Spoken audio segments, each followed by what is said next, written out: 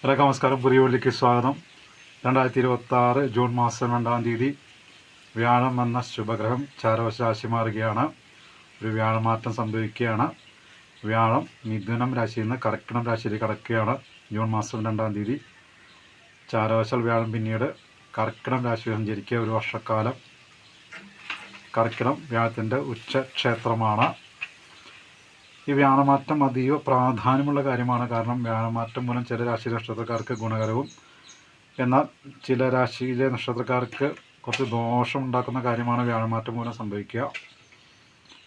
കന്നിരാശി, ഉത്തരം മുക്കാൽ, അത്തം, ചിത്തിര പകുതി ഈ നക്ഷത്രങ്ങൾ ഉൾപ്പെട്ട കന്നിരാശി നക്ഷത്രക്കാർക്ക് ഇപ്പോൾ വ്യാഴം 10-ാം ഭാവമായ മിഥുനം രാശി സഞ്ചരിക്കുന്നു. കർമ്മസംബന്ധമായ ചില തടസ്സങ്ങളും പ്രശ്നങ്ങളും ഉണ്ടാവേണ്ട സമയമാണ് 10-ാം ഭാവത്തിന് വ്യാഴത്തിന് സഞ്ചാരം. എന്നാൽ ജൂൺ മാസം 2-ാം തീയതി വ്യാഴം കർക്കിടകം രാശിയിലേക്ക് ഉച്ചക്ഷേത്രത്തിലേക്ക് കടക്കുമ്പോൾ കന്നി രാശിക്കാരെ സംബന്ധിച്ച് കർക്കിടകം 11-ാം ഭാവമാണ്, ലാഭഭാവമാണ്. വ്യാഴം എന്ന ശുഭഗ്രഹം ചാരവശാൽ ഒരുപാട് സുഖങ്ങളും സൗഭാഗ്യങ്ങളും നൽകുന്ന ഒരു കാലഘട്ടമാണ്. ചാരവശാൽ 11-ാം ഭാവത്തിലൂടെ ലാഭഭാവത്തിലൂടെ സഞ്ചരിക്കുന്ന കാലഘട്ടം. മാത്രമല്ല കർക്കിടകം ഉച്ചക്ഷേത്രം കൂടിയാണ്. അപ്പോൾ ഉച്ചക്ഷേത്രത്തിലൂടെ ലാഭഭാവത്തിലൂടെയാണ് വ്യാഴം സഞ്ചരിക്കുക കന്നിരാശി നക്ഷത്രക്കാർക്ക്. ഈ നക്ഷത്രക്കാർ ജാതകപ്രകാരം ഇപ്പോൾ അനുഭവിക്കുന്ന ദശകൾക്ക് അപഹാരങ്ങൾക്ക് ഫലമുണ്ടെങ്കിൽ തീർച്ചയായും 11-ാം ഭാവത്തിലൊരു വ്യാഴ സഞ്ചാരം ഒരുപാട് സുഖങ്ങളും സൗഭാഗ്യങ്ങളും ഈ നക്ഷത്രക്കാർക്ക് നൽകും, കിട്ടും, അനുഭവ യോഗ്യത്തിൽ വരും.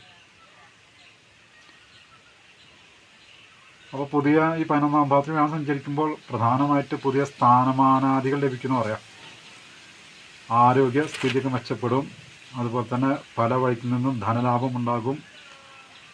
ഇതുവരെ നിറവേറാതിരുന്ന പല കാര്യങ്ങൾക്കും തീരുമാനത്തിലെത്തും.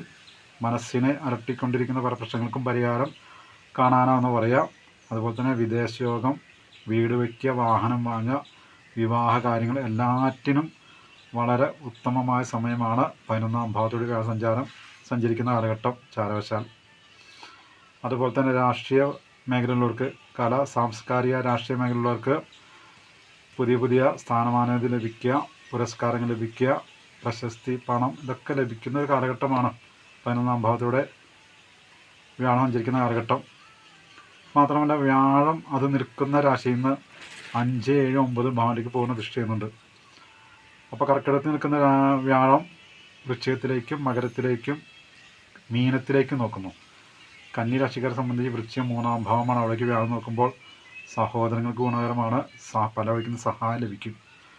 അതുപോലെ തന്നെ മകരം 5-ാം ഭാവമാണ്. അവിടേക്ക് വ്യാഴം നോക്കുമ്പോൾ 5-ാം ഭാവം മനസ്സിനെക്കുറിച്ച്, മക്കളെക്കുറിച്ച് ചിന്തിക്കുന്ന ഭാവമാണ്. മനസ്സിന് സന്തോഷം തോന്നുന്ന പല വാർത്തകളും കേൾക്കാം. മക്കളെക്കുറിച്ച് അഭിമാനം തോന്നുന്ന പല നിമിഷങ്ങളും കടന്നു വരാം.